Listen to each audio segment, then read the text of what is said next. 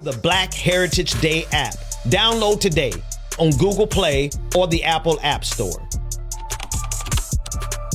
Sarah Lewis Vaughn was born on this day. Hi, this is Jeremiah. John H. Johnson was born. But today, let us not forget our debt to Toussaint Louverture.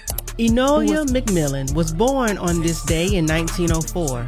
Marshall Major Taylor was born in Indianapolis, Indiana on November. Occurred on this day, December 20th, 1860.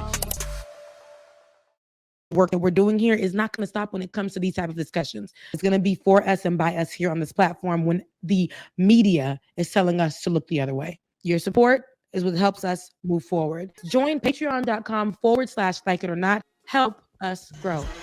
Like It or Not starts now.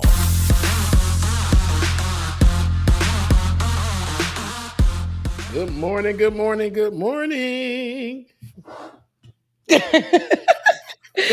Good morning and welcome to Like It or Not. Where okay, where we're free to tell the truth. I got a little migraine this morning. Where we're free to tell the truth And not care who doesn't like it. All right. Good morning, Rebecca. How you doing? You got a headache? I'm doing Migraine. good. Right. Yeah, just different things, right? And it's not because Life. I'm in my 30s. I think you know what I've been I'm trying to get people to understand. I was talking to my sister this morning because I always got a story, like you said in the intro, the old one. The old one. You know she got a funny story to The tell. old one, right? The old one that's still old. It's like super Amy- old at this point. Yeah. Yeah, okay. But my sister was like, we were talking, and I remembered at the beginning of the pandemic, I was 29. I just turned 30 in that May. So the world stopped around March, and then May I had just turned 30. So I was talking to my sister, and I was like, I remember speaking to you, and you always saying, "Oh, Beck, I'm closer to 40." Sissy was turning 34 at She the was time. turning what now? 34 at the 34. time, and now she's 30. Now she's 39. Okay. Wow. So She's knocking on the we door.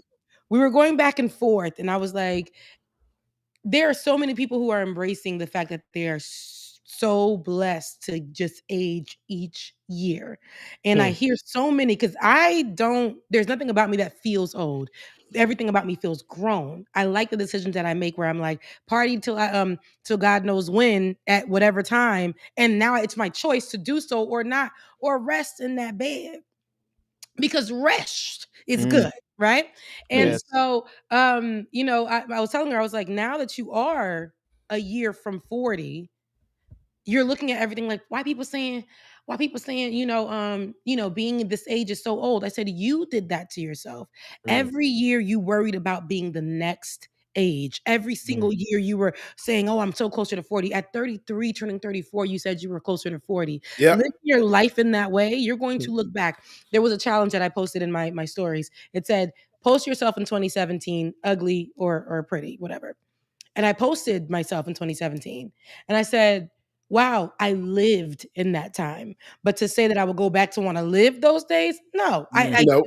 And those are great times. But then I was looking at other things where I was like, wow, I had so much body dysmorphia in these photos. And now your girl became a woman, and I'm not used to having chest or, I'm still slim, I'm still, tall, long legs, but I'm not used to having so I'm looking at, dang, I had so much body dysmorphia here. And where I was just like trying to be something or whatever. And it was close to like, girl, if you don't eat something at that time, and now, like, it's just, you look back at those times. And so don't take away your years today, your moments today, unless you want to think about yourself, that's fine. But if you are in that place where you're just like, ugh, I'm just never going to be this. I'm never pretty. I'm never this. And then you get to a place where you got some lines on your face, but you look back at the days where you were just stressed out about the wrong things on yourself. And you're like, I wish I can go back to that day and tell that girl she was beautiful. Tell that girl that though, like, you are youthful. You are young. When somebody passes away at the age of like 40, they're saying, oh, he was so young. He was so young. But to live in the year of 40, you are just so old. Everything hurts on you because you're old. You was drinking for 2 years. Stop drinking. Get yourself together. Put some water in your system. Get on a treadmill. Stretch it out. Breathe. And undo the stretch. things you did to yourself. Let it go. Time.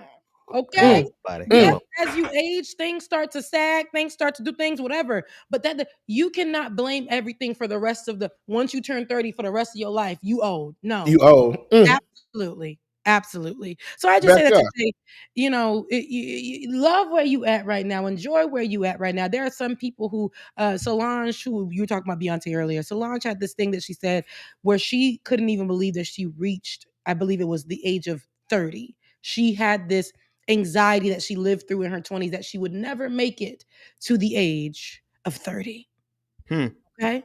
So you get to live today. You living all right. You young and you fun and do whatever works for you. Get healthy, get your mind right. Stop focusing and putting that just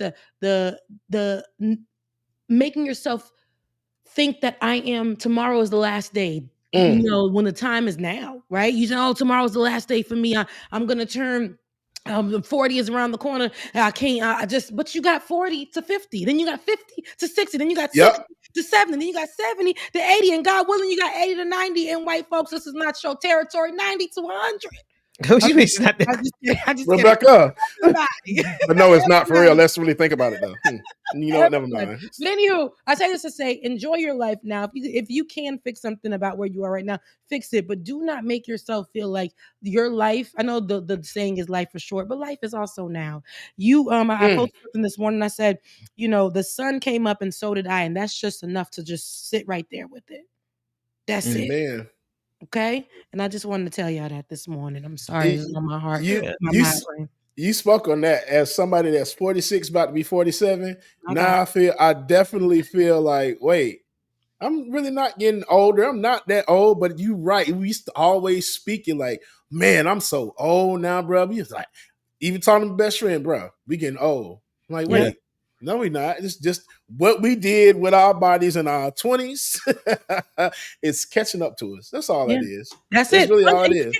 You can get healthy. I watched a man who was 62 years old say that he was not, when he turned 50, he just wasn't feeling like all the things that where you are right now, you do. The things that we did in our 20s, I am at the place where I started undoing them at the beginning of the pandemic. Because baby, the way I was drinking and the way things was happening, get out of my house. But the way things was happening, the way things were happening in that time. They want to see the shirt. Oh, black men smile. We do. Hey, Sherrod.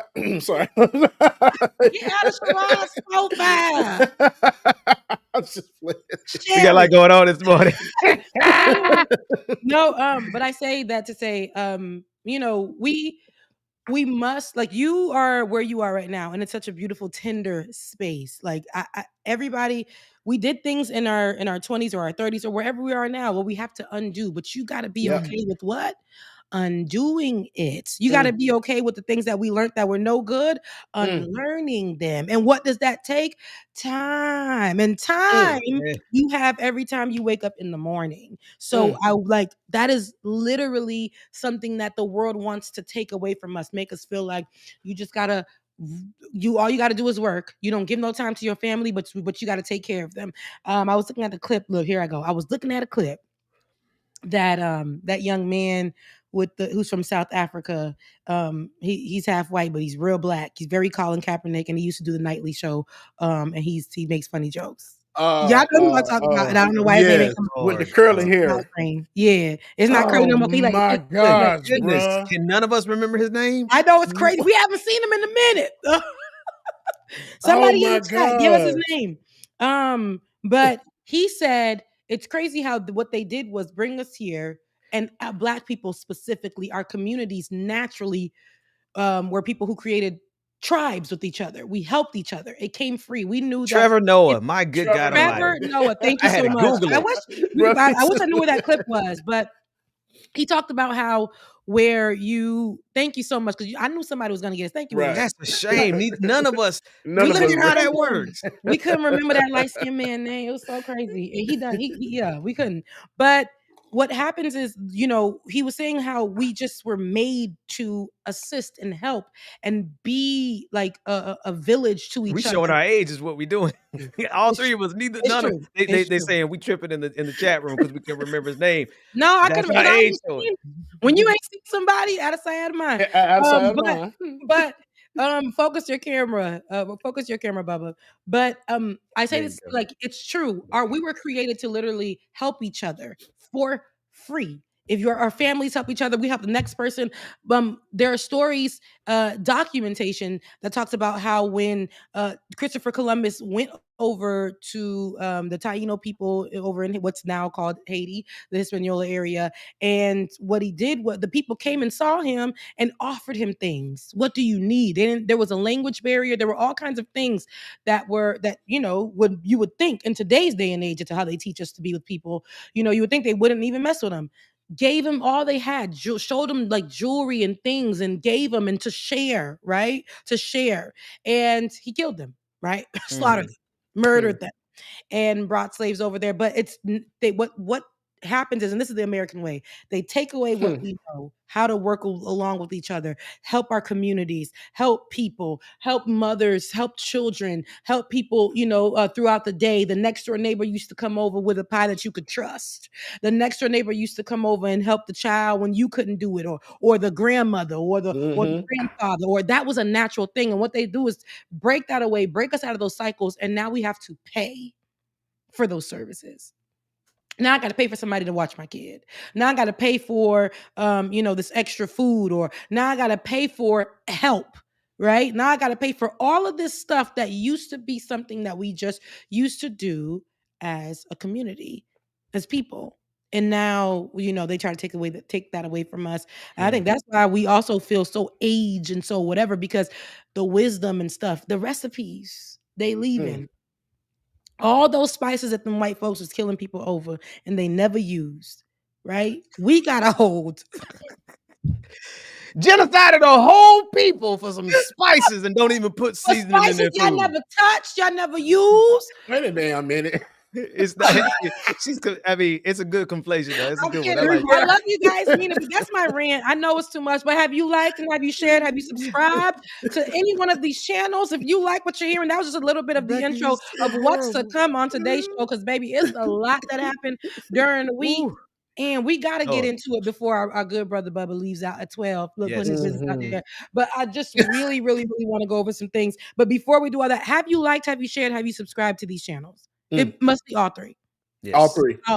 Actually, 4. Yes. Yeah. All 3 things, all 4 channons. Yeah. Y'all got 12 clicks to go. Y'all got to clack. Clack. And come on back to mine. So go for real.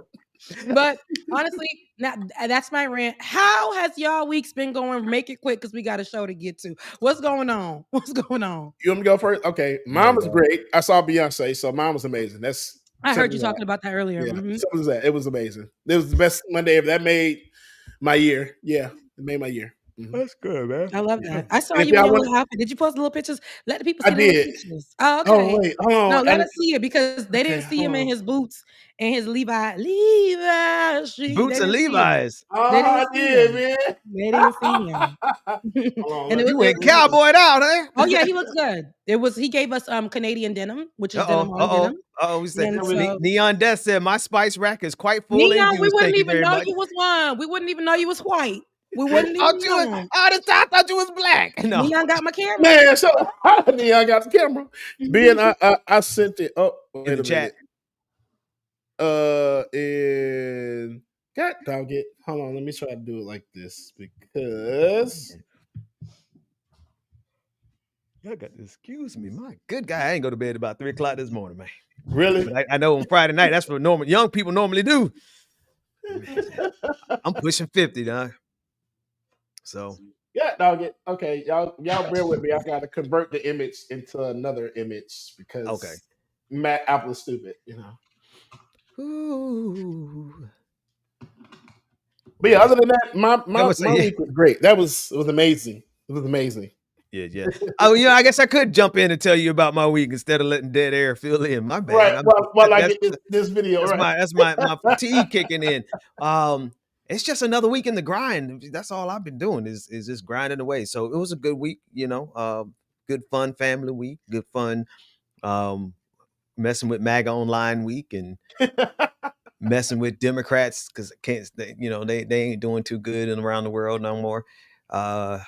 Messing with Zionists, Oh, it's been a productive week. Yeah. You say it was good then. Yeah, it was good. It's good. Made a lot of new enemies this week, so that's always Enemies? And what was the topic that led you to this? No, just realize, just coming to terms with how evil some Democrats are. Like they Yep. got the devil in them. Like they Yep. got the devil in them at the level of MAGA. I used to, during the last election, they were always saying Nancy Pelosi? Nancy Pelosi's of the world, the Hakeem Jeffries of the world. But really I'm talking about the ones online though. The Democrats online, like they just as bad as MAGA, some of them. So made a lot of new enemies with them this week. They're like, oh, I thought you were a good old Democrat. No, I just voted against Donald Trump. I mean, don't mistake that. Yeah. I think people get it twisted. And I know that there's this huge alliance that we formed back in 2016 as the, younger millennial group or the fighters or the resistance.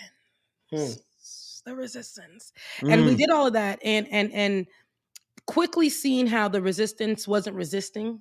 Yeah. It's actually when I was actually just listening to a song where it's talking about resistance, and it actually says the work can get done when you stop resisting. We weren't resisting we were resisting each other when the ideology wasn't the same within the group. When people wanted to center themselves more around a popular issue than the real issue. That's right. That's when this whole Democrat alliance that we had fell apart and became the issue. And we see that often when we hear people like Nancy Pelosi get up on a mic and discuss and say out of her, is it lips? I don't know what that is. Say out of her mouth. Paper clips. Say out of her mouth. Put some things together to say, at Alligator Alcatraz, Alligator Auschwitz is actually a distraction. The other things that are happening are distractions. I said, hold on, everything you got that wrong, sis. And you know why you got that wrong? Because it's never been on your radar.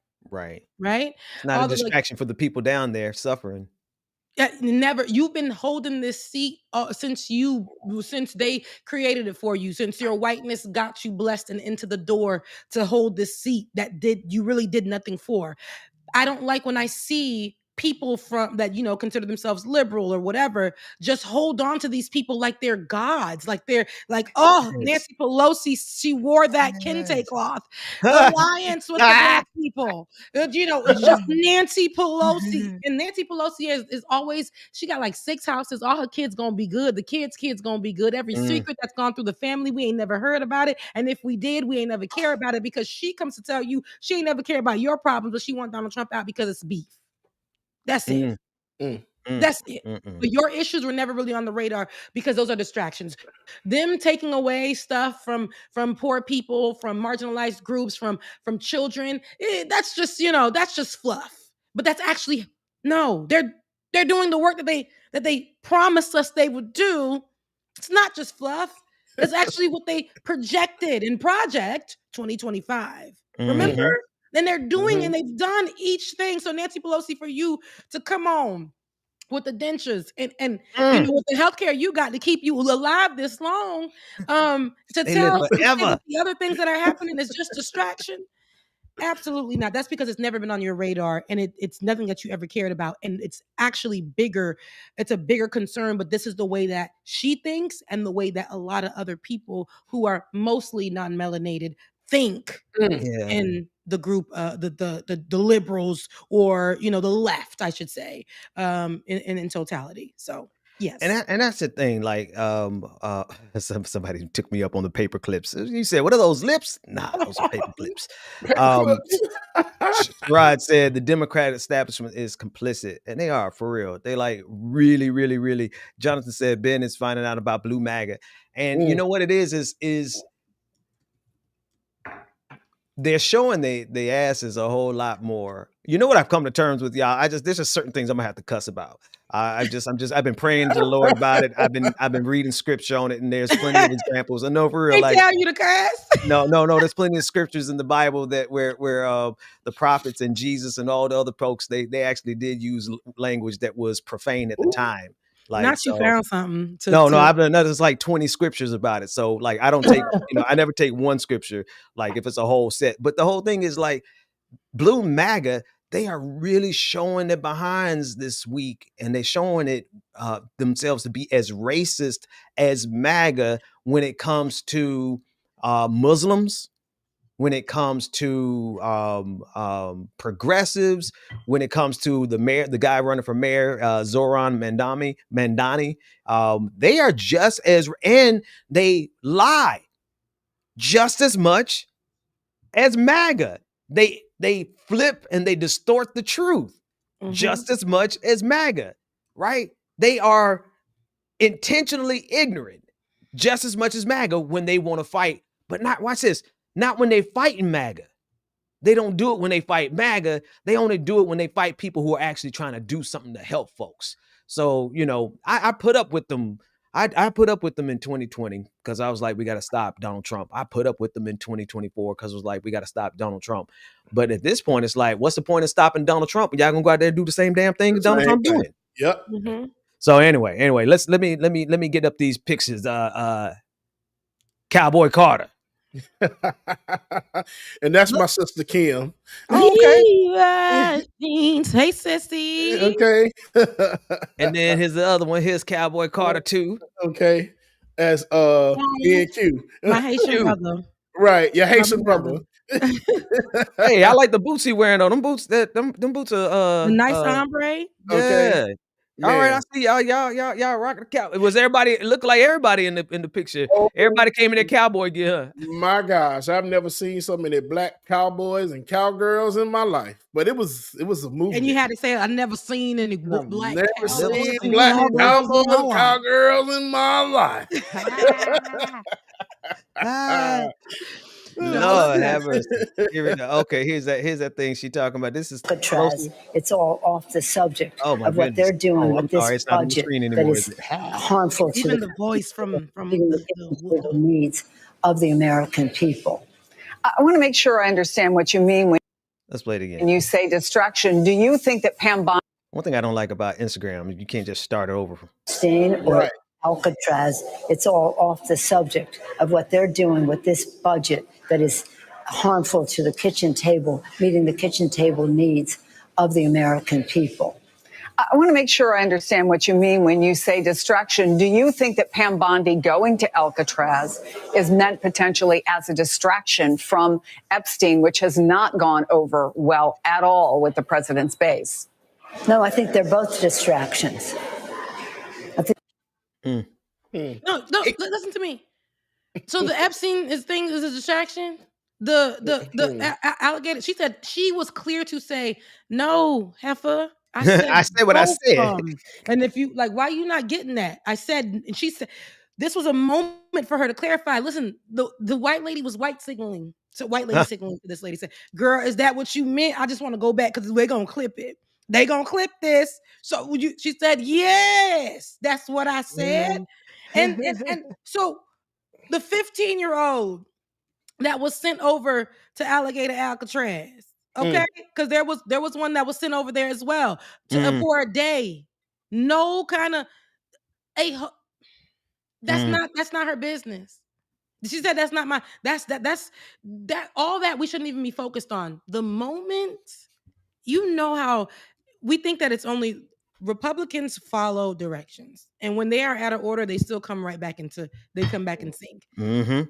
Democratic Party people who believe in Democratic people call themselves left, people call themselves, liberals.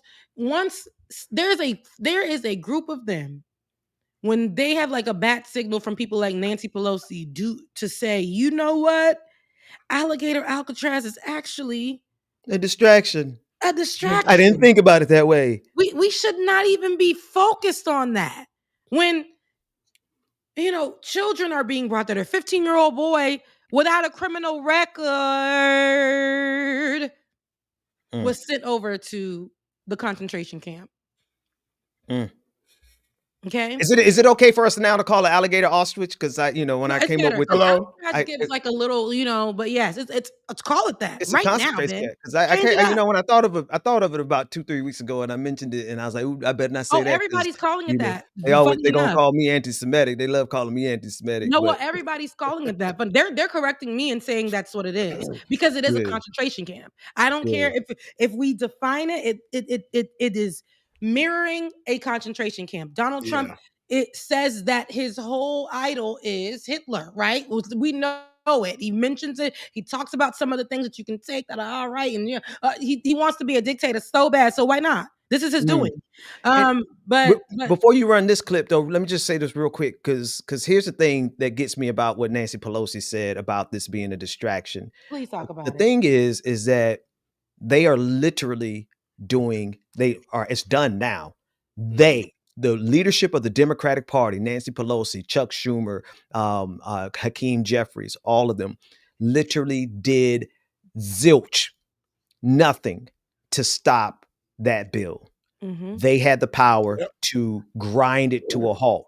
They may not have been able to stop it indefinitely, but they literally did nothing. If you look at what MAGA did to block, and they weren't MAGA at the time, they were the Tea Party, it was the Republican Party, what they did to block Obama every year of his 8 years, when you look what they did to block and slow down Joe Biden, Democrats have done nothing. So Nancy, please tell me, if this is a distraction, that means you want everyone to focus on the bill. But why should we focus on the bill when you people who had ability to slow that thing to a halt did absolutely nothing? What is it that they want us to do? They really just want us running around without any sense of direction and purpose to bring critique and change to the system. Because if she doesn't want us to focus on the bill, but they're not doing anything to stop the bill, she doesn't want us to focus on, or rather she wants us to focus on the bill, but they're doing nothing to stop it. They don't want us to focus on Epstein. They don't want us to focus on Alcatraz.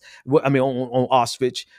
What is it that they want? They want us to literally sit back and watch Democrats let Republicans turn this nation into Nazi Germany. That's what Democrats want us to do. Yes, that's exactly what it is. And if somebody has a problem with us calling it what it is, there's the door.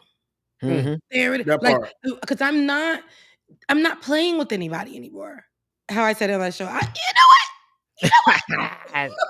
I'm not playing with anybody today, tomorrow, or the next day with this anymore. I'm not sitting with white folks and playing like, hey, this is. I'm not sitting with black people. Come on. Hey, maybe. I'm not sitting with anybody. I don't care who you are. If you do not want to call this what it is just because you need to stay on the good side of the Democratic Party, the good side, or stay on the fence, or not make this such a you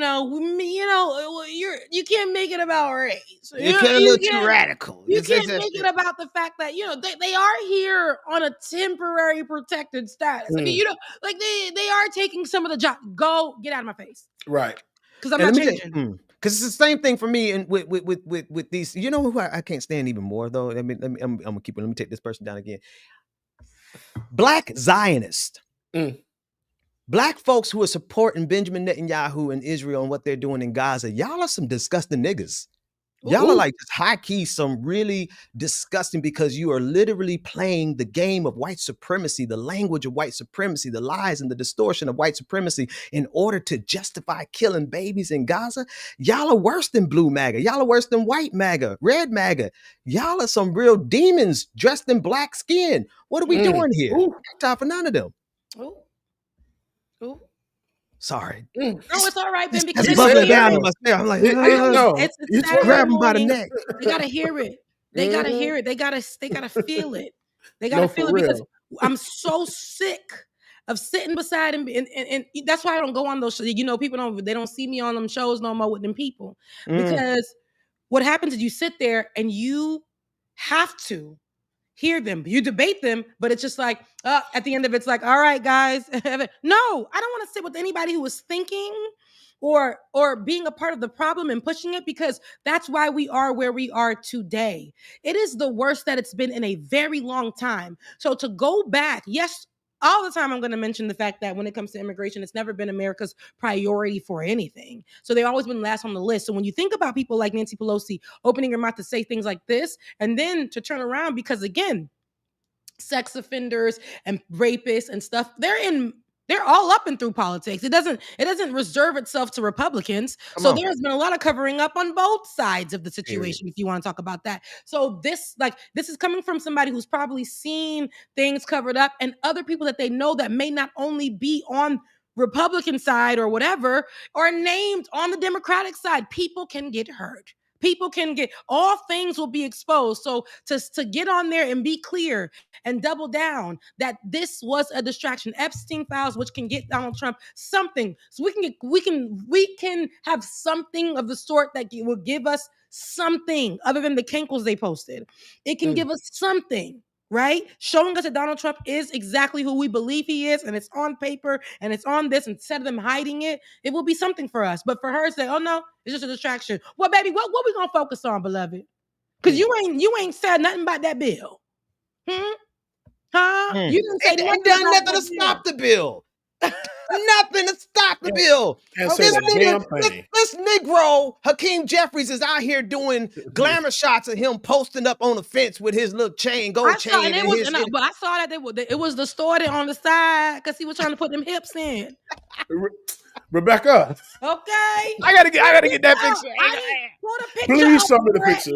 Please show me this picture. Because it was distorted on the side because he tried to put the hip in because maybe he might be a little wide, and that's where the lies go. When you start going on the other side, you can't get rid of the ugly. You can't get rid of and he's done so many of them. It's like, what are we doing here?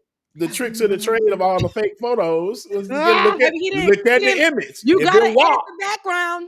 You need to edit the background. You can't just edit your hip and not your shadow. Because the shadow is then you're gonna tell it all. You still wide load in the back. It's still back now. Wait a minute. Dragon is dragging, okay? Oh, wait a minute.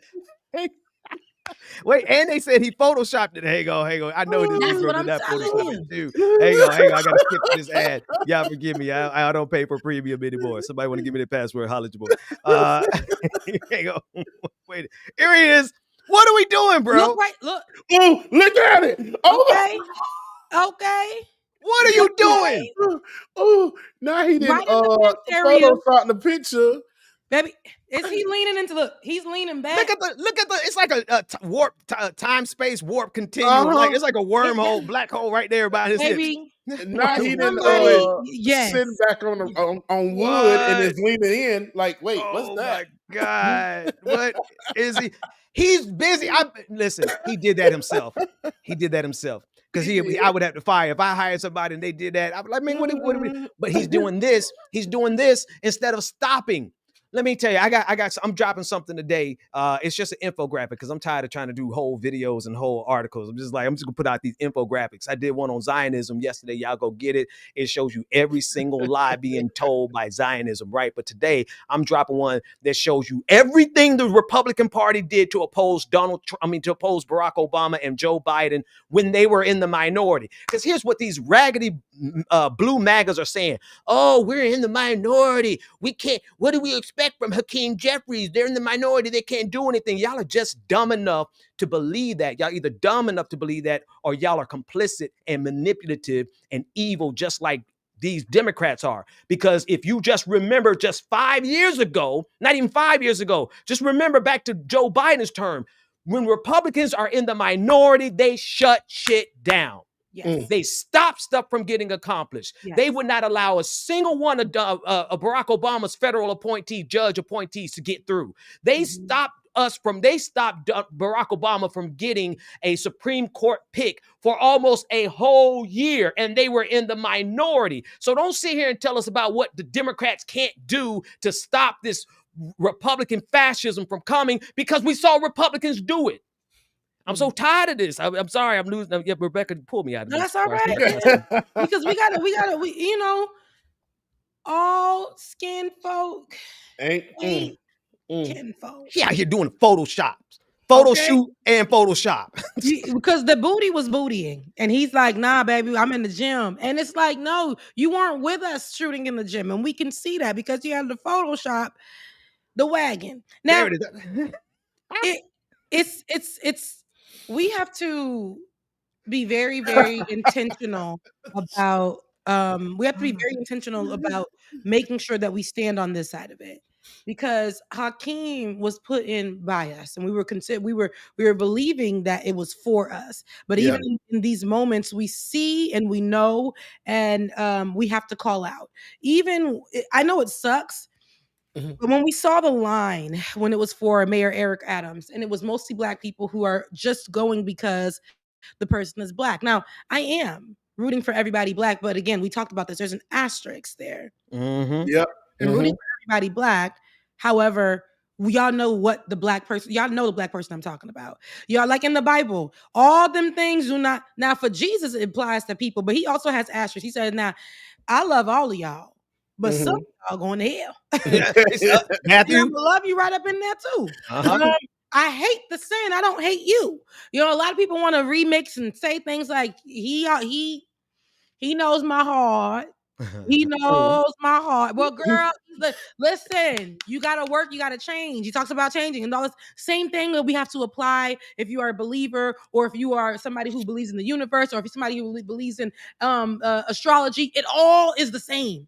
You got to make like the bad thing, the bad apple, the thing, it will rot and it will mess up everything. We can't just say he's our good representation within the party because he's a Black person. We should not speak against him. Or we can't just say, you know, this is our talking head. And while they aren't the best, they're the only Black person in that space that can really speak for us. No, get up and get out of here. Get these sorry people. Get them out the paint. Because here's the thing, like, some of us are really serious about opposing MAGA and fascism. Some of us will really put our lives on the line to stop these fascists from getting into power. And then some of us are out here doing Photoshops and photo shoots. Like, what are we doing?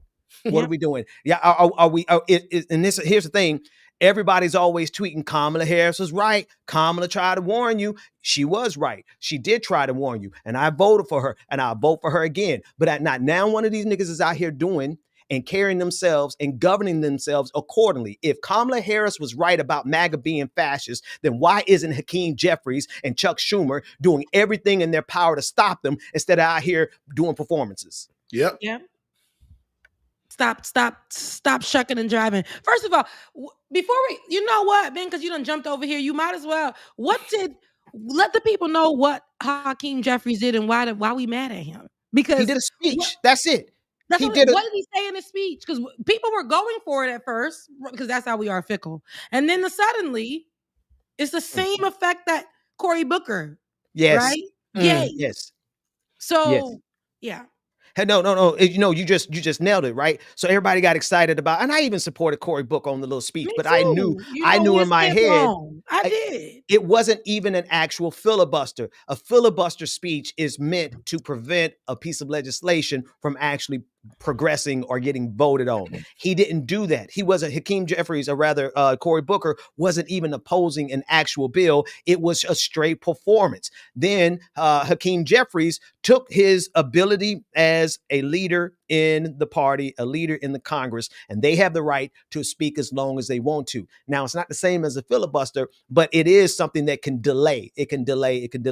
He did it for about 8 hours. Good job. But it wasn't an actual opposition or to prevent the bill from passing. He didn't use any actual procedural techniques. He didn't rally his troops, and they did not call for as many amendments as possible. One thing that they could do, here's one thing they can tangibly do: throw in an infinite number of amendments. What does that have to do? That means that every single amendment has to be debated and voted upon. You know what Republicans did when Barack Obama was in office? They did not stop with adding amendments to every single bill, to the point where not a single bill could get passed. They added amendment after amendment after amendment. Democrats didn't do any of the procedural tools at their disposal to stop MAGA and this bill that they just used to get rid of not just Medicaid and get rid of PBS, to get rid of what's the other one?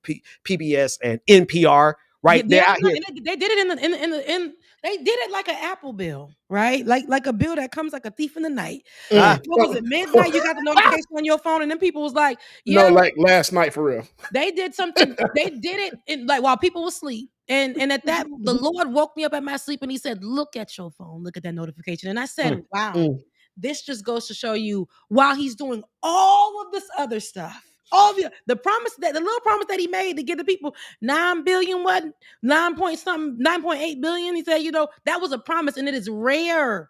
It is rare for this to happen where they already promised you some money, right? And allocated for them to reverse and say, you know what, that little money,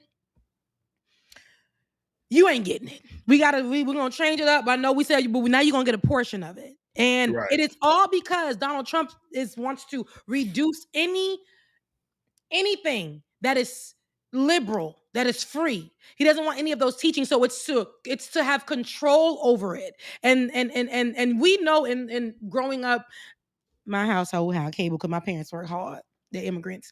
But some of my friends' household did not have cable. And I would go over there and watch PBS and stuff with them. I knew and those communities, some of them did not have the ability, but they had PBS. They had all the other channels that came on for free so that they can stay in the know. And I actually love what we watched on PBS and how we learned and all Ghost Rider. Yeah, Ghost Rider. And for me, and it's 3, 2, Captain 1, Planet, Magic School Bus, and those used to come on them extra channels that you would get when you had the little antennas, right? And so, or when you used to take a Cecil, which is a hanger, and you twist it up and you put it in that little piece in the TV, and you move it just the right way, and you get you Arthur. Look. Come on.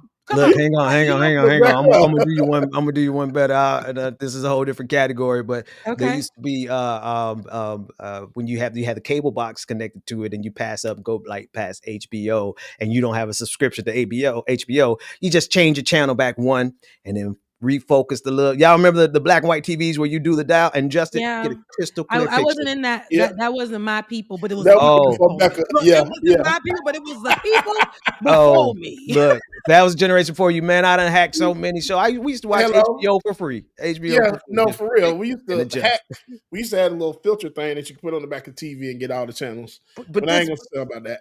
But here's the thing. Like the reason we have no choice but to go after Democrats as well is because Democrats are literally helping Republicans. I was on Roland Martin last week, and Roland was trying to figure out. He was like, what is Hakeem Jeffries doing? Same guy on the screen. I was like, my mind. I'm listening to him. I'm like, you gonna go after Hakeem? And he laid out a case. He was like, Hakeem has made steps that are the most inefficient, illogical steps that could be made if you're serious about fighting MAGA. Yeah. So Roland was making the case. And so I just went a little bit step further. I said, at this point, though, like, we can't call it ignorance. We can't call it incompetence. You don't get as high as Hakeem Jeffries. You don't get as high as Nancy Pelosi. You don't get as high as Chuck Schumer and be incompetent. So if it's not incompetence, it means they're complicit. And I just said straight up, I said, maybe the truth is Hakeem Jeffries doesn't want to stop MAGA. And I think that's what we got to really think about. Mm-hmm. Yeah. No, that's exactly what it is, Ben. These people don't want to stop MAGA because there's something in it for them. They don't want to lose their seats. Absolutely. They don't want to challenge. When you check Miss Cori Bush, she challenged, she went against the grain, and she lost her spot. When she spoke up, a lot of them are afraid to do so because they don't want to lose their spot. You got to play it safe because it is politics at the end of the day. But the leadership that does something a little different, that might go against the grain, has to suffer the possible consequence of losing their position. And a lot of them would rather bite the bullet, not for you, but for their own self, for their own family, for what benefits them. Even though we chose them to be our leader, to sacrifice for us. And we don't see a lot of that these days. So Hakeem is one of the people who came on, riding the whole thing, the coattail of vote black. Vote black. Because the crack is whack. Vote. Rebecca. What are we doing here? Vote black because the crack is whack. Yeah. Before I keep going, I know, Bubba, you got to get out of here. I Let the can't people stand know you. where to find you, where you going. Yes. Okay. So I got to go DJ a pool party, but yes, you can please Hey. follow me. What was my page? I think it's DJ X3C on YouTube. So y'all go follow, subscribe. Let's get these subscribers up. Beer Burner Chronicles Thursday, 1 p.m. Y'all catch me over here on Ben's channel and also on the This Space channel, and also the 24-hour Black News, which is coming soon, that y'all don't want to miss as well too. I love y'all, mean it. I'll see y'all on Thursday. Yes, Thursday. Ooh, I can't wait for that. I love y'all, brother and sister. Love you, bro. All right. Bye, y'all. Love Take you, it easy, Mina. Wayne. But we gotta get off that train, bro. We have to get off that midnight train to Georgia. I really want to wake up. I want to. I don't want us. We have to. We're sacrificing right now. I can't go nowhere. I can't afford to go anywhere. What's happening is not something that is like, oh, it's gonna be what happened now is gonna affect us, probably 3 years or 4 years. We No. got some time. Right. No, it is an immediate response, an immediate reaction from what he did. It's immediately affecting people's lives right now. There's this big trend right now of healthcare workers being fired from jobs. A huge trend. Being fired from jobs. And we need some healthcare workers where it's actually trending so much so that they say in just 2 years, so many hospitals will be shutting down because they need to train other people for lesser pay. But the people that they're bringing in are not knowledgeable. And the people that were already there that they fired to get the people with lesser pay are the ones that they're calling back. This is true stories, true accounts. They're calling them back to come and train because they let so many people go and no one was there to train. Just so they can pay these people less. We're seeing this where there's an influx of, now they put back medical bills on your credit score. Yep. You ain't gonna be able to buy no house. You ain't gonna be able to buy no car. And if you do, you'll be paying, we know, because we know people leaving a lot 30% APR. We know that. Well, you got to feed your kid, but you got to get the car. You got to get the car that actually has 100,000 miles with 30% APR just to get your kid to and from. The sacrifices that we're already making we got a little softening from just the little help that we've gotten throughout the years that we fought for, where they threw us a breadcrumb. They snatched that back. And we have nothing. So go ahead, Ben. Sorry. No, I just but see, this is why I'm becoming a really strong advocate for us to fundamentally change how we perceive. Let me give you a really quick scenario. When I was like 17, 18, 19, I can't remember exactly how old. My sisters, no, maybe I was 16 because I forget. It doesn't matter. My sisters were graduating college. And they all went to college at the same time. One graduated early, two of them graduated early, whatever the case. They ended up graduating on the same day. And so they were considering, where do we move? Should we get an apartment, or do we move back in with our parents, or do we rent our parents' house? And they insisted, love them, not knocking on my sisters, because everybody has this mindset. I had it for a minute too. They insisted that they didn't want to live or rent from their parents, right? In order to go out and get their own place. Everybody has to get their own place. Then everybody has to get their own car. Then everybody has to have all of these trimmings of society that cost, that takes, that makes us nothing but consumers. And when you're in that mindset, which everybody, most of America, I'd probably say 90% of America lives like that. And then including they're dependent on that credit score, though. Right. When we become hypersensitive to every change that's made, if the government decides to put medical bills back on your insurance, then all of a sudden you do get that 30% APR on your car, on your home, and you're in financial strain for the rest of your life. This is why I insist we got to change. We got to absolutely start consolidating. If you can live with family, live with family. If you can live with community, live with community. If your community can live off of one car instead of everybody in like 7 different cars, when y'all could get over with 2. Like, if we don't start living like that, we're going to always be lambs to the slaughter for this machine, because it's designed to kill us and crush us and take everything from us. And so as long as we are living in a mindset where we have to consume at the level that they tell us and that they advertise to us to consume, then we're going to always be prey and victim to whatever decisions they make. No, I agree, but Ben, I don't want to go back to the strip club. I shouldn't even have to at this age of mine, right? I got 2 degrees. I owe so much. Now I got 3 degrees. Sound like that lady from the show, but I got 3 degrees. I owe people so much money, right? And I also went back and got education for something else to get a better job. And and had to pay for that. And still, right? Every single time I think I'm going to be free. They told me if I went to school that I would be able to afford just my own life, my own individual life. Growing up in an immigrant household ain't for the weak. You get fed. You get fed 3 times a day. You got your own bedroom. It's not yours. No matter what age you are, they are busting wide. They busting in, right? You like nothing. So my independence is something that I take really serious. I want that for me, but I should not be where I'm looking at white kids who have to do nothing in this world. And they don't got to go nothing.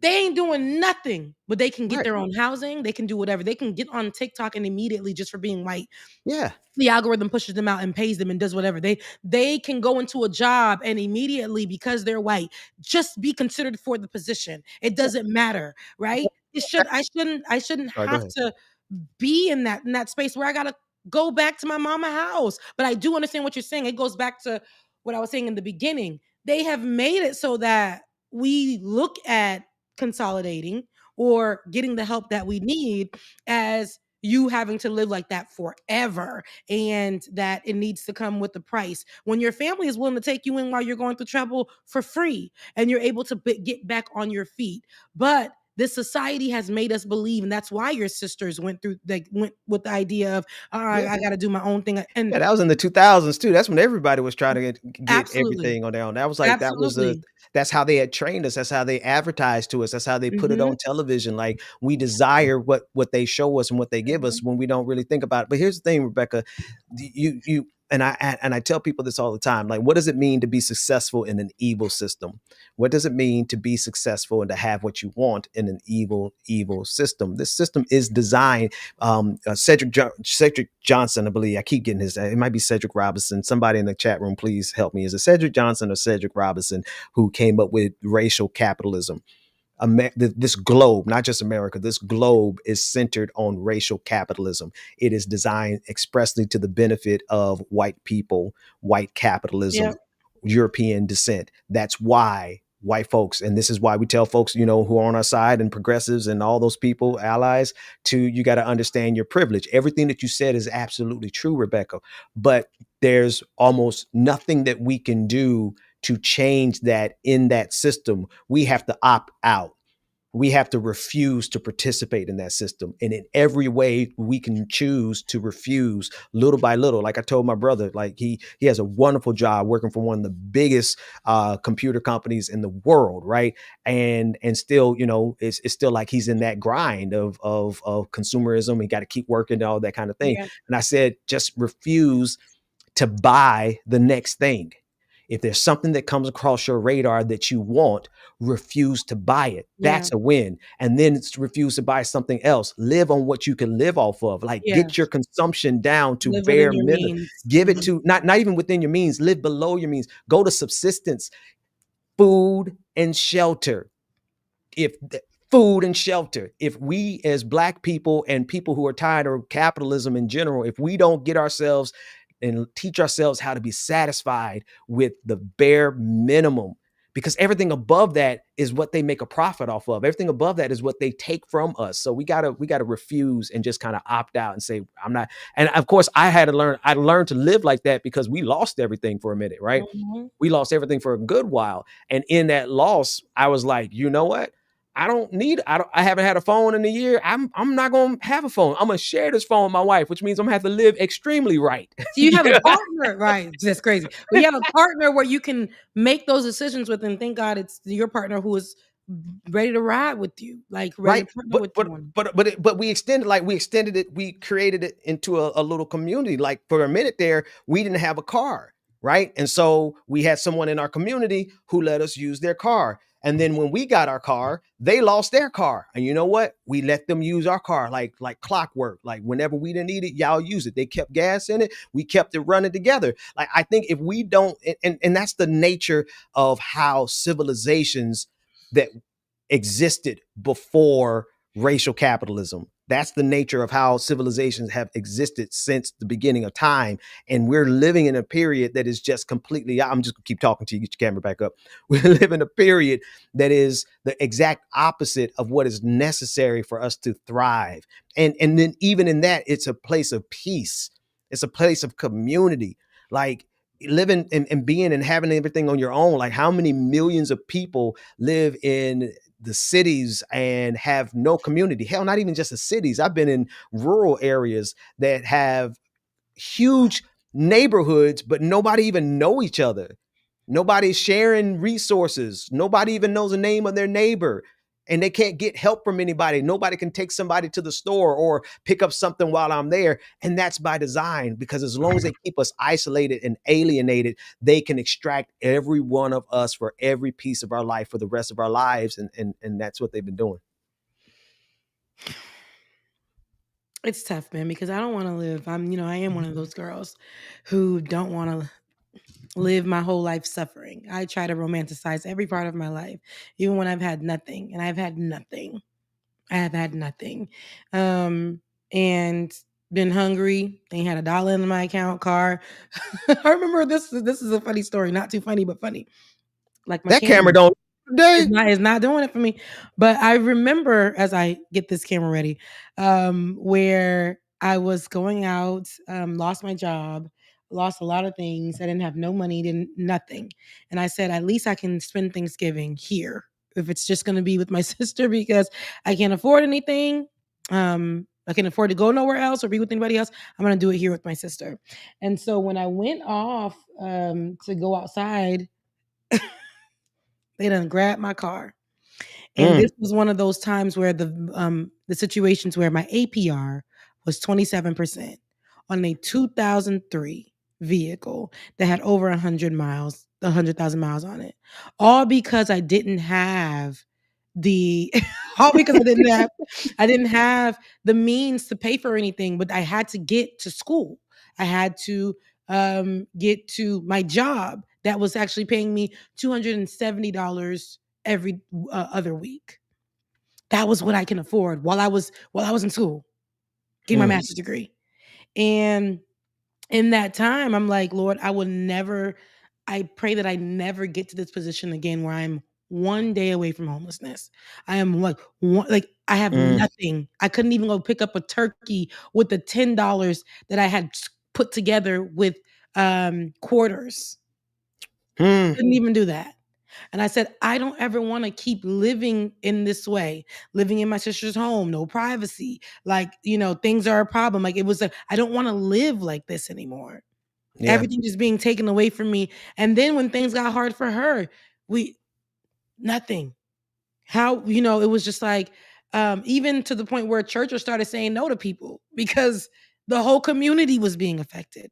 See, yeah. So see, because it has to be a fundamental mind change and shift, right? The first shift for me came at the beginning of COVID, because I was in the streets. Like, I used to be out to, go poker night would last until 2-3 o'clock in the morning. Wouldn't even care about it. Right. But the first shift was, okay, am I going to stay home and protect my family from all the places I want to go? Right. That was a no brainer. That wasn't even hard for me, because I always I prioritized their safety. I didn't prioritize me giving them time. And so that shift came for me. But then we started losing stuff. And I had to start shifting, like, okay, why am I so upset about the fact that we don't have 3 cars? What is wrong with me? Okay. Then I was like, okay, so why am I upset now we only got 1 car? Yeah. You know what I mean? And so it's just a mind shift. And then like, even there's been times when you live off of a food pantry, right? that is not even so much a humbling thing, so much as it is a reminder. You're like, wait a minute, there's a better way for us to have been doing this all along anyway, right? There's community. There is a way for us to Yes, give our extra to someone else, I and that believe in that. extra becomes a fundamental basis that somebody else can live off of. But we put so much shame, we've attached so much humiliation, so much arrogance. Oh, you back? Hang on, let me take you down here and put you up here. We put so much shame to the idea of us not being able to have. I mean, and look at the absurdity of it. Like, you go well beyond just the shame of not having enough food that you have to go to a pantry. Now they apply shame to if you don't have the certain type of bag that might cost $1,000. You don't have a certain type of shirt that costs $500. No, You I don't have still certain types of chains. You know what I mean? yeah, It's a I real still level of thrift till this consumption day. ignorance. Thrifting is I still thrift till this day. I find joy in it because, like, the other day I just was at the thrift store, and I saw, what was it? It was a high fashion brand, and then the shoe was only like $8, right? Look, I said that's too high for a thrift store, but it was it was Yeah. it was like a $500 shoe that people are wearing everywhere, and I saw it for $8. It just wasn't my size. My feet kind of on the, you know what I'm saying. So, but it wasn't my size, and I think about how social media and how world goes, and capitalism feeds off that. Like, Yes. whatever Yes. is trending, they will this is what Trevor Noah was talking about. The same thing you were talking about. Community was broken only for us to pay for it now. That's And right. then things that are free. Somebody may put online something that we already knew for a long time. It begins to trend. They take it away from us where now it's hard to find. They tax it up so much money, and then they make us pay for this thing that Mhm. was actually free. Seeds and stuff like that, where we can grow our own gardens and do all that from just Right. the fruits that we eat. Now you telling me this trending behind fruit, y'all just gonna, now the seeds that I want, because I don't know where to find this fruit no more. Now the seeds that I want, you guys are telling me I gotta pay $20 per package. You a lie. God created this. I want to, like, what? And it's like water, simple things. Like, why are we're still talking about communities that don't have clean water or whatever, when people know how to fix it. We have people who actually know how to work it and fix it and get the things that we need, but they are making us pay for every single thing. And Donald Trump is deciding, listen, because things are too liberal, I am going to defund those things. Right. And I'm I'm gonna going make to it fund the worse. things. Yes, which makes things worse. I'm going to fund the things that are going to put our communities at risk in every single way. I will continue to fund those things, right? And that's what we're seeing right now. Everything that was supposed to be meant as community, they're making us pay for it. If you want it, you got to pay 5,000 for it. A golden ticket. You got to, everything that was supposed to, we already, as Black people in America, have to work a million times as hard as anybody. So that's why we create. It's not for us to, we never wanted to other ourselves, but because America others us, we had to create programs and communities, the same ones that they took apart, like the Black Panther Yes. group, which was Yes. something to help the community and bring it together and keep people together, educate, feed the community, give them health care. It was broken apart. They made them seem like a terrorist group. You Mhm. know, and that's what they do. And now we have to go around and get other services that are from the government, only to be tattooed or told and stereotypes. That, oh, all we do is get government assistance, when people be having great jobs but just can't afford living because where they stay at, it's just rent is way too damn high, and they can't feed their kids at the same time with traveling to work, having to put gas in their vehicle, keep the insurance up, pay the monthly costs, pay for the Yeah. AC while their kids are at Yep. home for the summer. Like, pay for right now, kids just went on break, and they're already having to think about how much it's going to cost to put their kids' things together for school. A teacher just posted that the unpaid hours it takes for me to get my classroom together Yes. No, I remember that personally. for the I the students. Yeah, mm. you being a former educator, like, I'm pretty sure you understand those unpaid hours for teachers who are already underpaid. They don't think about that, but they rather fund things that are going to harm the communities and push things that are going to harm the communities and make these communities have to pay. The children that are going to school that can't eat they free lunch no more because the BBB. The big beautiful bill says you can't eat. It's not important. And we went over that on the last show where they were like, there was some community that said, you know what, it ain't really a priority. We ain't gotta feed the kids. They So they move and so we gotta accept the fact that it's not that they don't know what they're doing to us. It's that they know exactly what they're doing and precisely how to get it done and how to precisely keep us from changing it. And that method of keeping us from changing it includes people like Hakeem Jeffries, who looks like he's going to oppose that system, but he actually is in there to do nothing but to prevent those of us, those radicals, those leftists, those progressives. He's there. He's the structure there to prevent us from changing any of this because they know what they're doing to us and they're doing it intentionally. And it goes all the way. I need people to really understand this. It's not just about making us uncomfortable. The range of what they will do to us goes from our discomfort here in the United States all the way to what they're doing in Gaza. They will kill us. They will genocide us. They've done it before. Why the hell do we think they won't do it again? And so people really need to understand, like, every time we opt in, we are supporting the system that is eventually going to get around to our community to kill us, right? They're going to start with just poisoning the air. They're going to start with stuff that we can't notice immediately. They always end with missiles, or in the case of our history, they end with rifles and they end with guns. And they, you know what I mean? Like they haven't launched, except they did drop bombs on us in Philadelphia, the MOVE movement, right? But it always ends like what we see in Gaza. And so we have to actively start saying, no, I won't consume. I'm not buying your cheap shit. I'm not putting money and I'm not going out to eat when I can eat at home. I'm not going to go buy a new car if I can keep my clunker running and be proud of my clunker. I'm not going to go out and buy a new home or new clothes if I can go to a thrift store and get it. And people are, a lot of people are embarrassed to even talk like that. But if we don't start living like that, we're going to always be paying them to kill us in the end. Every dollar Black people gives this country is a dollar that kills us.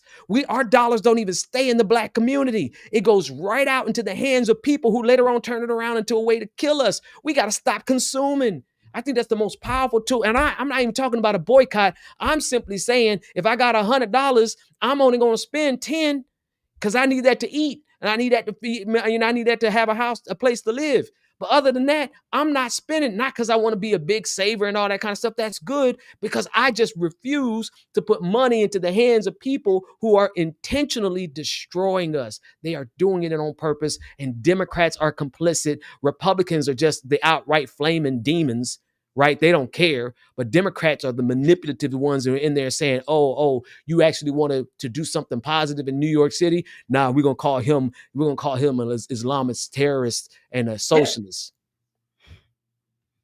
And how, again, we got to be very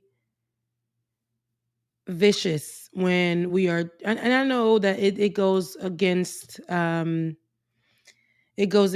the natural way to function within the Democratic Party or Democratic believers or Democratic people who vote blue, no matter who. And unless it's a Zoran, but go ahead. Yeah, right. No, that's good. But there's a difference. We can't vote blue no matter who, but that is true for that, New York City. They going crazy out there. But we also have to remember, like, if the person is good, like, that's why we voting for him. That's why, if the person can benefit us, it works for us that way. But even in this last election, the same people, my stomach is talking to me, Jesus. The same people, the migraine in the stomach, they acting crazy. The same people that were saying They were not going to vote. They were going to hold their vote because of Palestine, because of what's happening in Gaza, because they needed to stay in solidarity. Said, and again, we are not ashamed to ever call out Kamala Harris and the administration, the Biden administration, for how they handled it, what they talked about, what they said. They got the rights to defend themselves, all the stuff. We said it. We covered it for a very long time. But we also did the math.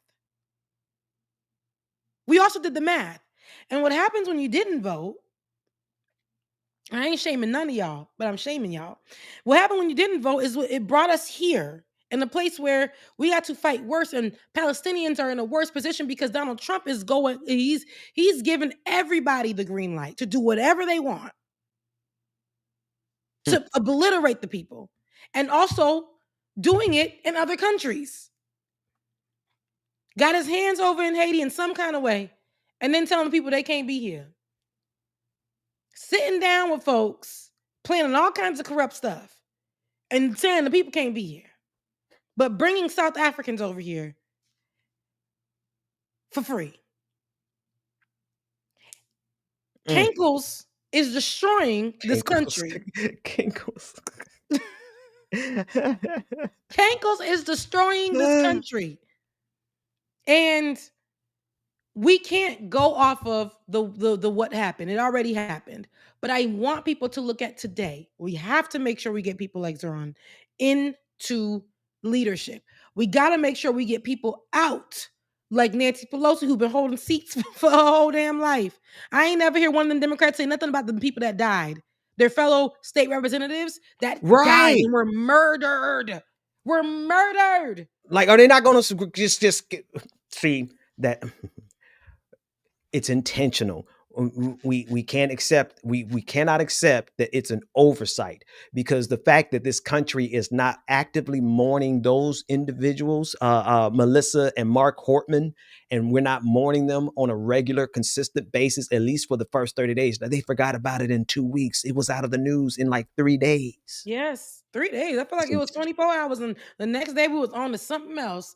And then the kids that that should be a big story. And it wasn't only the children, because it was children and the community that died because of Texas and not doing what they needed to do to hold down their state, to hold down that city, to hold, like, why aren't we talking about this? Why aren't we talking about how to keep things together, what we should be doing? And even locally, they're acting like they too good to really talk to their constituents or hear out their constituents. This is what's happening now. Now it's just to be outright nasty and to be outright controlling and to just say, I got the job, but I'm not going to protect you guys. I'm not going to pay you like I said I was. I'm not doing it. I'm not doing it. And yeah, nah. I think we have to collectively start deciding to just fundamentally opt out and change our mind about how we participate in this country. Not opt out of voting. We need to make sure, and people should have. And I agree with you on the folks who decided not to vote in 2024 for whatever the reason, right? Because we did know what Donald Trump was going to do to this country, and he's absolutely doing it, and it's going to make it even more difficult for us to get any progress. That said, I voted in 2024, right? And so for me, it's like I don't have the energy to address them anymore, because like we you said, them for a very long that's done. That's done, and we are where we are. I see what's happening in New York totally different, because it is absolutely the Democratic Party showing you that they will do everything in their power to prevent you from getting anything. Not even like because the stuff that Zoran is talking about is really like basic stuff. It's not actually socialism. It's not like scary. Fidel Castro communism. You know what I mean? It's basically like European socialism, which is not even socialism, right? But the Democrats are so committed to us not getting anything. So now they have all completely inverted, and they're saying, "Oh, we're not going to vote blue no matter who." And so my thing is, I'm not playing that game with Democrats anymore. I'm going to, not only we're going to call them out, but we have to We have to dismantle that power structure because it is in service of MAGA. It is in service of fascism. And nobody can prove me wrong. They can't, if they actually get into the nuances of what the Democrats are doing, and if we get into the nuances of how America has shifted to the right on the Democrats' watch, and how the Democrats don't use the tools at their disposal like Republicans use at their disposal, there's not a single Democrat on this planet who can tell me that the Democrats are actually standing for us when the evidence is clear. Now they can lie, they can distort, they can manipulate the information just like MAGA does, but that's all the more reason for us to look at them and say, hey, listen, if you're serious about preserving this democracy, which I am, if you're serious about doing something for working class people and middle class people, which I am, if you're serious about trying to stop white supremacy, because good God, the Democrats, when they had the House and the Senate and Joe Biden, didn't even pass the George Floyd Justice and Policing Act. They didn't pass the John Lewis and the Voting to Restore Our Voting Rights Act. They didn't pass either one of those. So you can't even tell me that all of these, excuse me, I got stuff falling in the background. You can't even tell me that all of these black Democrats who are out here pretending as if they are the vanguard of protecting civil rights, you're not even protecting civil rights, my dude. Y'all are protecting Israel and Zionism more than you're protecting the black community. So you know what I mean? It's really absolutely time out for anything other than complete and total opposition against this entire thing. And watch this. Y'all don't talk to me about patriotism. You're not going to sit out here and say, oh, he's a radical, he wants to destroy America. No, I want to destroy the people who are destroying America. Because America actually could have been, except now it's been taken hostage by a neoliberal regime that is both Democrat and Republican, by a fascist regime that is both Democrat and Republican, and, oh, by the way, black fascists like Eric Adams in New York, and black Zionists who are supporting fascism in Israel, expecting us to not have it here at home. Nah, man, we know the gig is up. Yeah, the jig is up. It's all up. I wish the gig would be up. But, you know, it's affecting. I sent you this video. So because everything we talked about goes into what this video is. Actually, just run it. I know you may not get it, but if y'all were paying attention from the get-go of this episode, you'll understand what I'm talking about, how this ties into it. But Ben, here's how it falls into like this Burger King, this Burger King worker, this young woman who's, I believe, 25 years old. I think you probably go through there's a video there possibly, but it goes through this woman who is a Burger King employee, and she is running the Burger King franchise or the Burger King store restaurant on her own. And she's the one person because somebody quit. And she is most likely getting paid minimum wage. And she is one of the employees had quit, and she had to take on cooking the food, running the drive-through, and also the people who were coming into the restaurant as well. All by her lonesome. Take a look at this. And she's also a mother of, I believe, 3. Wow. And she's in her 20s. And she has a record. I say that because I want you to play these. Natia Hamilton is a single mother of 3 here in Colombia.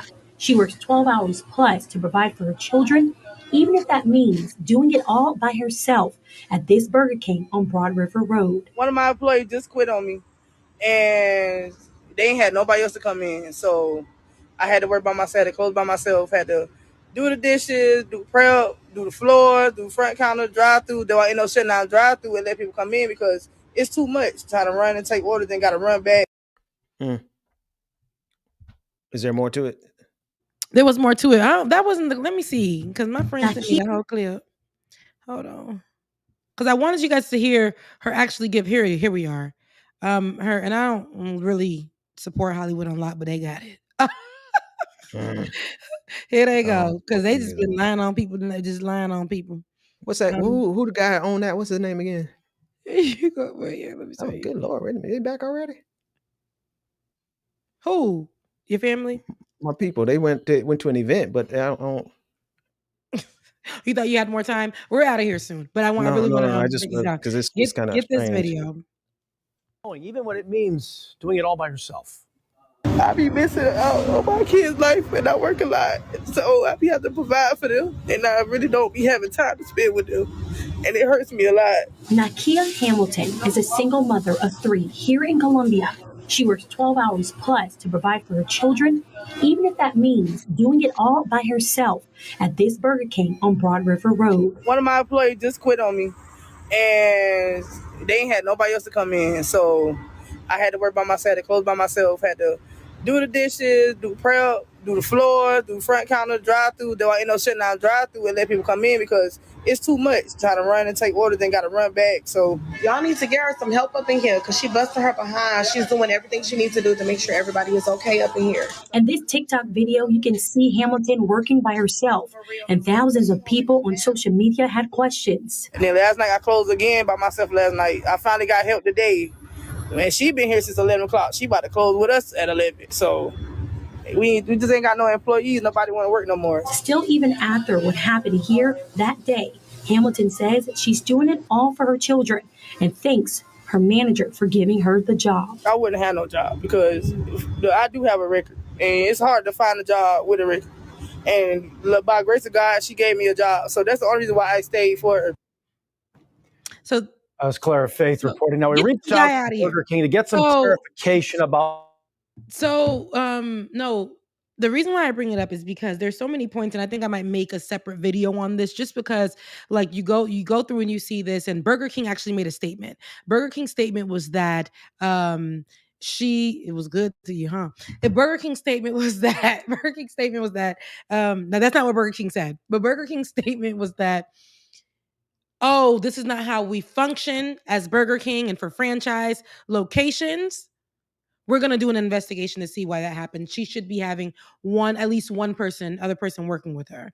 I said, that's all y'all got for this girl holding down that location for y'all and and saying that Burger King, the owner of this Burger King saw her, gave her an opportunity.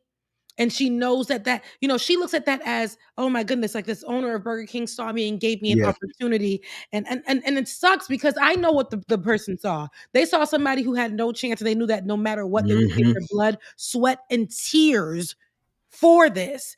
And it also goes to show that they don't, like, it's Black women having to hold, like, Black women having to deny their families so that they can help the communities, but they can get these payments to make sure they take care of their kids. They'd rather do that, right? And she could have walked out on that location. She didn't have to stay there. There was nothing that would have kept her there because, man, there's nothing but the thought of me not having any other opportunities. This is all I can get. This is all I'm worth. This is it for me. Burger King could have said, for this girl to be able to show us that she can hold it down on her own, that when stuff hits the fire, literally when the people burger hitting the fire while she has to go take care of the orders at the window, and then the people who are coming in, and she did it. She was running around, but she wasn't running around with like a chicken with her head cut off. She was making sure that and then she was strategic about it. You had some folks in the comments saying, hey, maybe if it was, maybe if she did like this, or maybe she did like this. And a lot of us as Black folks, we knew she needs to be a general manager. Compensate that woman. Do like Burger King, do better. Don't say, oh, she should have never been working alone. Now we have to investigate why it was just her. She just said an employee quit. But she also was in fear of losing this job because this job is the only way she feeds her kids. And the world told her that as a formerly incarcerated person who has a record, this is all she deserves. And she should be happy with this because this is it for her. And yes, she has a GoFundMe. And they raise, I believe, up to today, it has to be way more money. Yeah. And she deserves it. Right? She deserves it. But I also want her, I was like, I don't want her to quit the job. I want Burger King to offer her up a position to run at least. Them South Carolina, in Columbia, South Carolina, those Burger Kings, give her a position that takes her out, elevate her, because she elevated this place for y'all for so long. And God knows how long she's been running it this way. God knows how long she's been running it this way. Yeah, but for them sorry. No, I was gonna say for them to it had to be for a little bit of time for them to pick up on the story. Mm-hmm. And then come and make a story out of it. It's not like it happened one day and then the news cameras showed up that same day. No, it probably took weeks for her to get the attention for what she was doing. And then they let her do it for that long. Yes, they did. They knew she was opening the spot up and doing it for this long. My thing is, the second chances should not come at the cost of overworking her into the ground. She should not have to go and be subjected to only these low paying wages and then being celebrated for surviving this. Right. We love survival stories in the United States of America, right? Especially when it comes from a Black woman. She just told y'all, I was formerly incarcerated. I came out. I'm not trying to go back. But this lady she saw me and she gave me a chance. But she gave you a chance at putting yourself just to be running to the ground. Yourself, yeah. And then as soon as a statement came out, they said, oh, we got to investigate. Not, oh, she should have never been working this way. We are going to get with her. We're going to partner with her. We thank her. None of that. And they let her, they saw the news reports. They saw that she was running herself into a ground thinking that this is her only opportunity and this is how good it gets for her. They know. I'm pretty sure conversations with their manager said, are you going to be able to run this place? Even if it was like on fire, will you still run into this building to save it? Those were the interview questions. I'm pretty sure because she's formerly incarcerated. She has a record. As opposed to and this is what I'm saying, and I don't believe, good God Almighty, that camera don't like you today. I don't believe that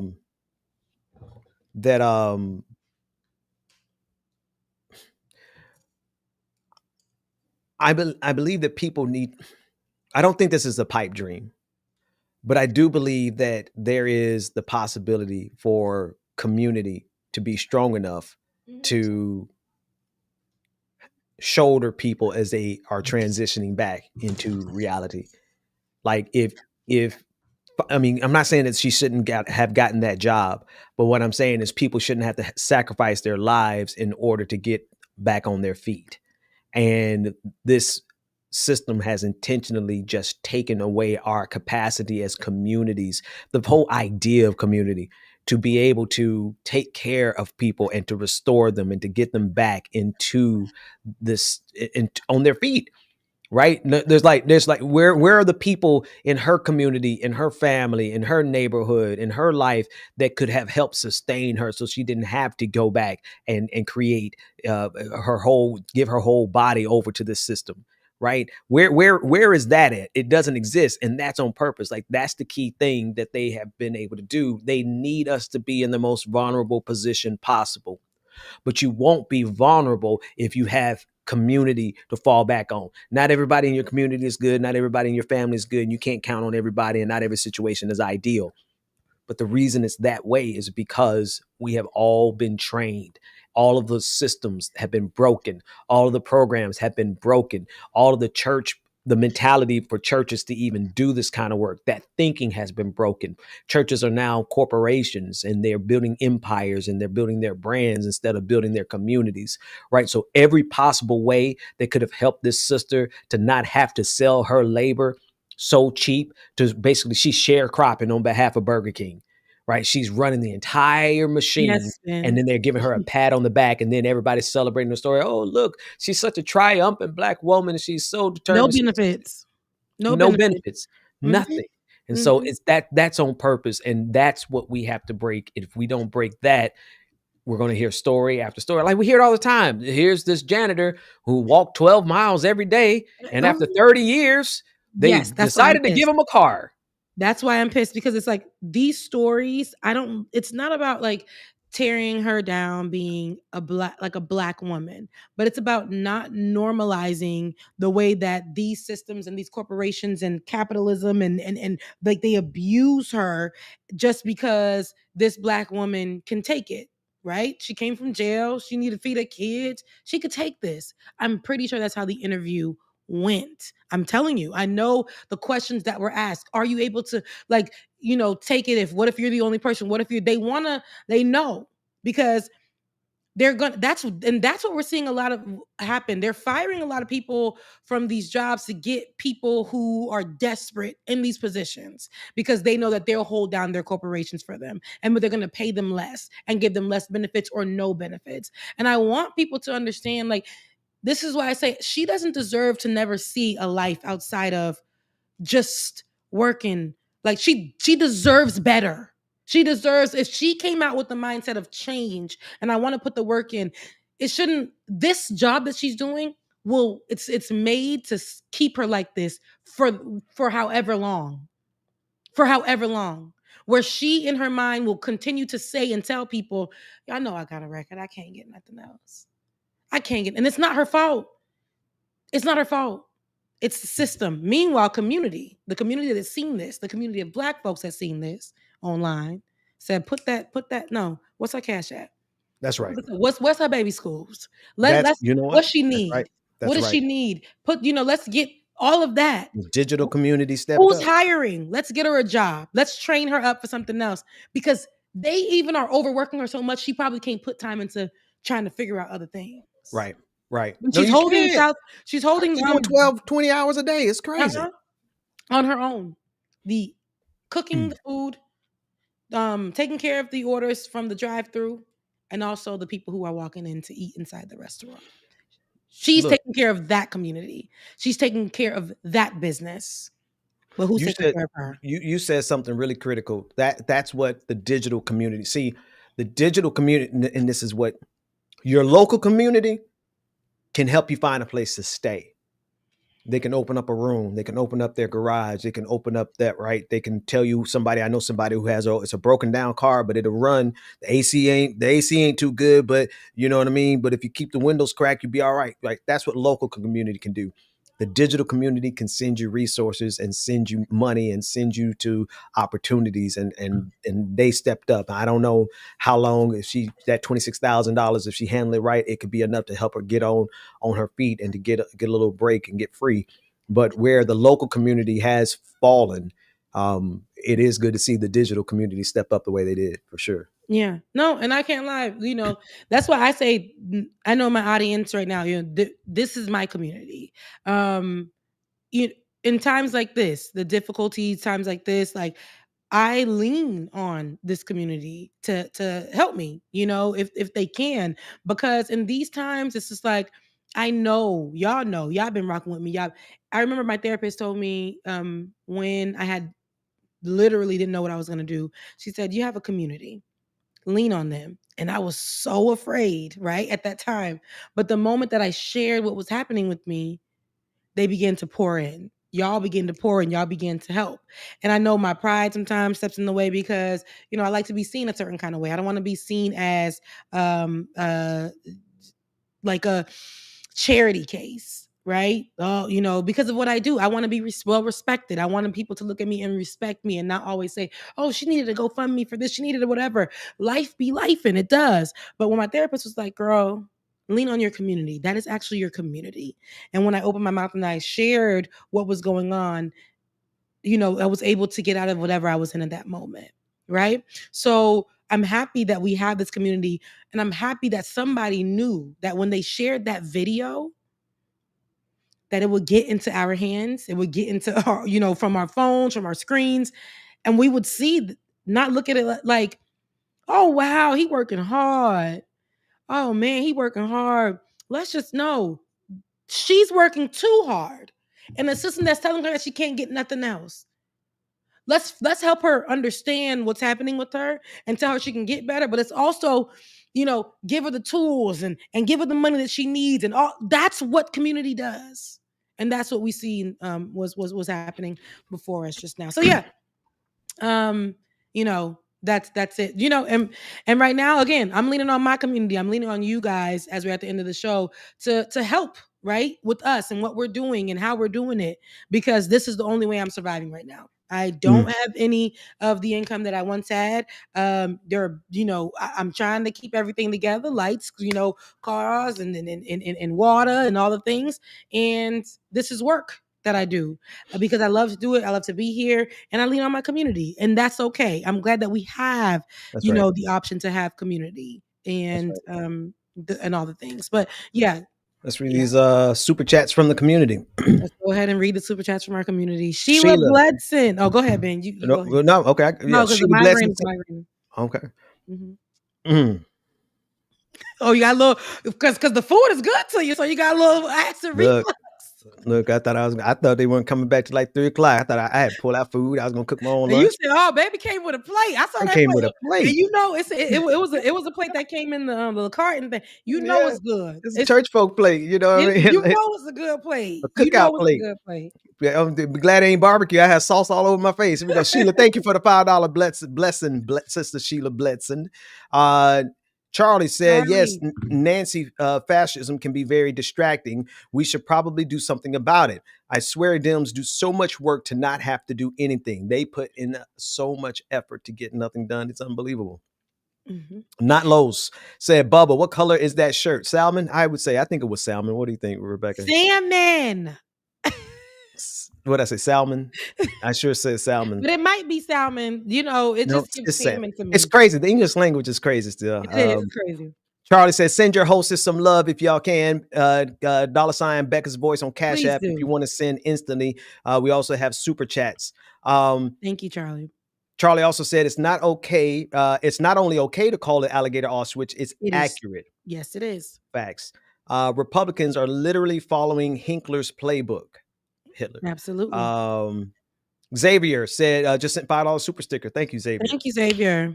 And thank you everyone else so far. Charlie sent another $10 saying that distortion in his photo is the gravity well from the super dense amount of BS he has already at the pull up from his ass. And is true. It's a fact. Tiger said, if we're serious about surviving this administration, we need to start using all the tools and tricks the right has succeeded with, minus bigotry. Dems fight, better fight. That's right. That's a fact. Gian, thank you for the $10. And thank you, Tiger, for yours. Jen said, I saw someone say that the reason they don't want to dismantle the MAGA/GOP is because if they succeed, it gives people the blueprint on how to also dismantle the DNC.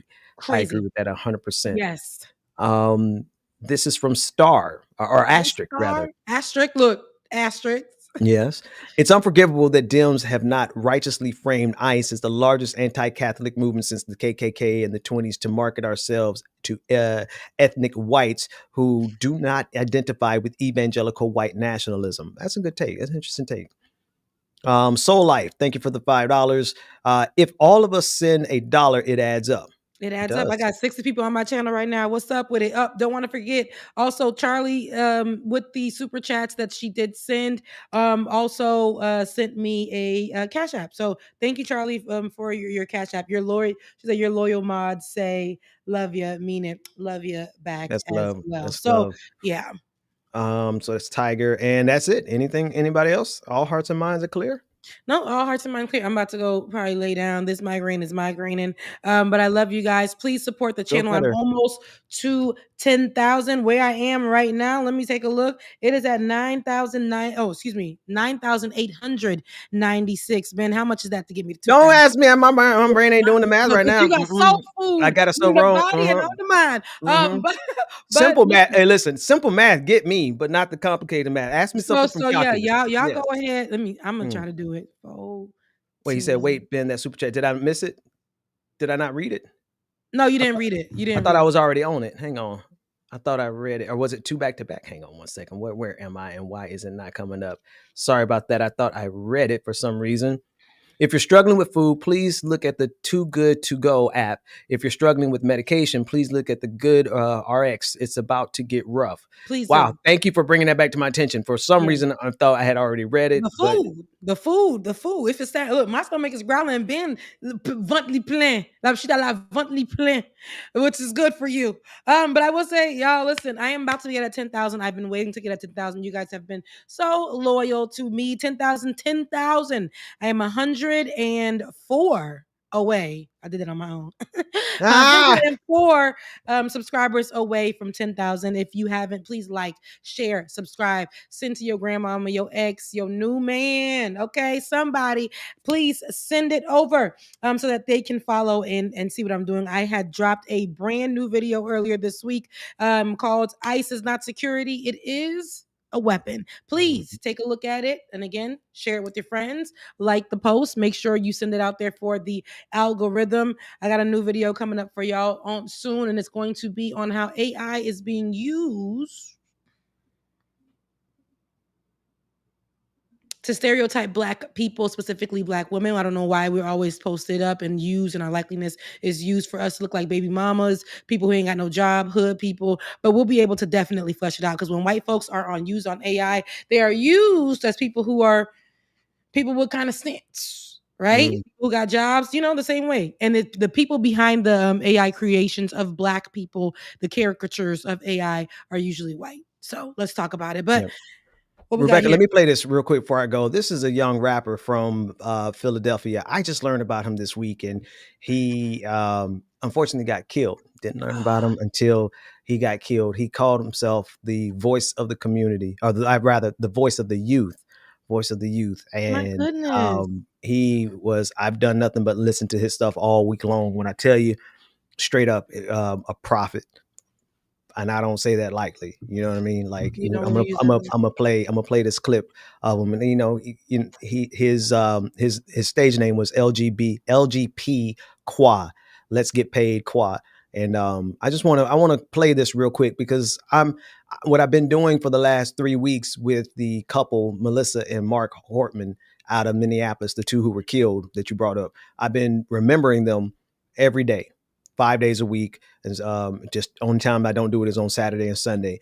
But I'm doing that because remembrance, like you've said so many times, remembrance is important. Like, they'll erase it from our memories. And this brother, I didn't know him. I didn't know his work until this week, from North Philly. But I think this is somebody that we should learn about as well as remember. And I want to just play it real quick, and then we get out of here. Can you hear it?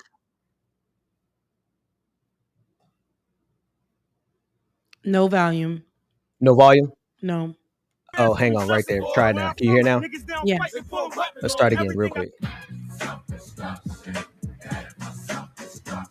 I said self-destruction hidden for. Shit ain't getting better for. Building new jails, man, them crackers getting ready for. Kids getting life, so now the parents really stressing for. Where I'm from, niggas they don't fight, they pull a weapon on you. Everything I talk is all facts, this reality. Bullets flying, bodies dropping, and police brutality. They booked a 16-year-old girl, fuck the Commonwealth. How the fuck you give all that time to try to defend herself? Gangers keep on fucking up their life, I'm getting tired of it. You wanna know the reason? Cause they never had a father figure. I was dead broke, man, I never had a pocket bitch. All I ever had was my mom, she always rocking with me. Voice of the youth, so I'ma speak for my community. Everybody hating, why you think it ain't no unity? Old niggas always acting petty, nothing new to me. I was just with you, I end up at your eulogy. The revolution shall be televised, I hope you listen. They bringing back slavery, look at this shit in Libya. Shackles on their feet and their hands, shit ridiculous. Trying to put us back in the field, cotton me picking it. R.I.P. to all of my niggas, moment of silence. Now bring the beat back, cause I just bodied it. LGP Qua.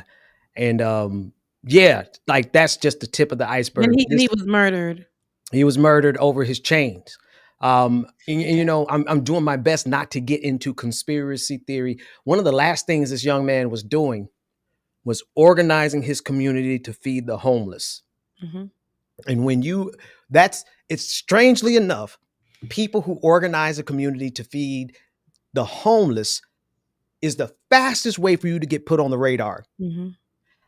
When you add that to all the stuff that he was actually talking about, he used to talk about missiles dropping in the Middle East. He used to talk about systemic problems, right? And he did it in a way that he always had the streets with him. He always had the streets with him. Every video you see of him, he's backed by this many dudes or more. And then you watch the video because they do have it on CCTV where he got shot, right? They could see it. You could see like the people they surrounded him came from different sides. Like it looked less like a robbery and more like a hit job. That's all I'll say about that. I just feel like he was a prophet that needs to be heard. And so I'm doing everything I can every day. The same days I'm honoring those folks, Melissa and Mark Hortman out of Minneapolis. It's going to be the same exact day that I honor this cat by playing some of his stuff and showing people who he was, because I think he needs to be remembered. LGP Qua. So thank you for sharing that with us. And, absolutely condolences to his family. And I'm glad that you were able to share that with us so we can at least just play his videos, to continue to keep his share voice that because going. that was deep. He's was a deep rapper, and I hate that to see that. I hate to see and that. he was loved. I mean, he was loved by the streets. I mean, like the people who were doing drill music, you know, they had his back. I mean, from Dope Boys on the Block all the way to Will I Am to Common, the Most Def, like the people really, really, really respected him. So just gone way too soon, but left a mark. I mean, there's thousands of like hours of videos of him out there doing this kind of stuff. So all we got to do is keep playing it and he'll never be forgotten. And his impact, that's the thing, not just that he won't be forgotten, his impact can continue to impact people. And so that's what we want to do. Rebecca, thank you for that extra minute. I'm like, man, this is killing me. Go on, get out of here. All right, we'll see y'all next time. Bye. Work that we're doing here is not going to stop when it comes to these type of discussions. It's going to be for us and by us here on this platform when the media is telling us to look the other way. Your support is what helps us move forward. Join patreon.com/like it or not. Help us grow. Like it or not, y'all. Y'all know what time it is. It's time for Like It or Not. Rebecca Azor. Let's start this damn show. Yes, it's time for Like It or Not. Rebecca Azor. Let's start this damn show. Like It or Not. Rebecca Azor is in the house. You know she got a funny story to tell. Talking politics, culture, or real life ish. I live in life in the ATL.